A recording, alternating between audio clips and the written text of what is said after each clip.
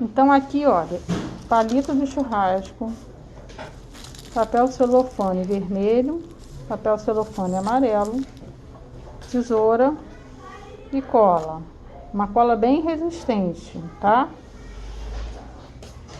Então, os alunos quebraram o palitinho ao meio para montar a fogueira. Nessa parte aqui do meio é onde entra a cola e vai colocando um por cima do outro para já ir montando a fogueirinha.